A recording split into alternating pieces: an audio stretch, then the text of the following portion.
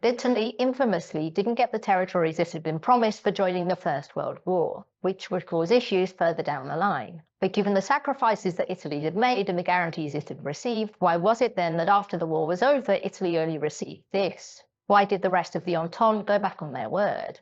So, as of 1915, Italy was firmly neutral as the First World War raged across the continent. Both sides knew that gaining its help would open a new front and stretch their enemies' resources, which meant that it was time to bribe Rome. In the end, the Entente's offer of this won out, mostly because of Italy's pre-existing claims on Austro-Hungarian lands and the Italians that lived within them. This offer was codified in the secret Treaty of London, in which Britain, France and Russia all agreed to honour the Italian claims to these lands and the Adriatic. They further agreed that Albania would be divided between Italy and Serbia roughly along these lines, with the south of the country becoming an Italian protectorate. Beyond this, it was agreed that after the Ottoman defeat, the Italians would be entitled to these lands here. And in Africa, it was roughly agreed that Italy would see some very minor adjustments to its colonies from Britain and France. The Italian government was happy to agree to this because it matched their ambitions of being a major Mediterranean power. Now, the French and the British were a little bit nervous about Italy potentially becoming an issue in the future, but that was a problem for the next generation, and so signed the treaty they did.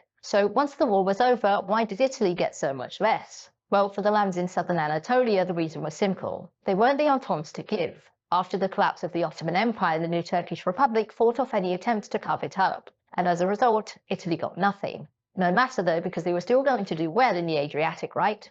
Well, no. In the final year of the war, the Entente realised that its deal with Italy was no longer really feasible because of one major unexpected change: the collapse of Austria-Hungary. When the Treaty of London was signed in 1915, it was believed that Italy would simply take these lands from a reduced Habsburg Empire. As the war raged on, though, it became clear that the empire was going to disintegrate, which meant that in order to keep everyone on board, things had to change.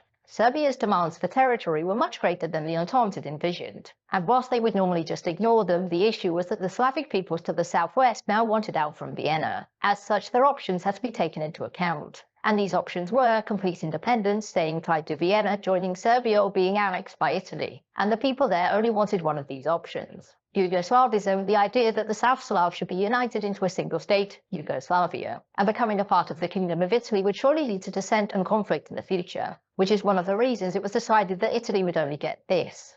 Now, Britain didn't really care about the region and what Italy got, but France and the US had very strong opinions. France saw a great opportunity to expand its influence in the region with the birth of Yugoslavia, and it didn't want Italy to control access to the Adriatic and thus France's new ally, whereas the United States believed in self-determination. Importantly, Woodrow Wilson didn't sign the Treaty of London, and so it wasn't his problem, as since his government had much greater sway over Britain and France, Italy got little in the region and some petty concessions in Africa. This, of course, led to a lot of resentment from Italy towards Britain, France and the US, but that was a problem for the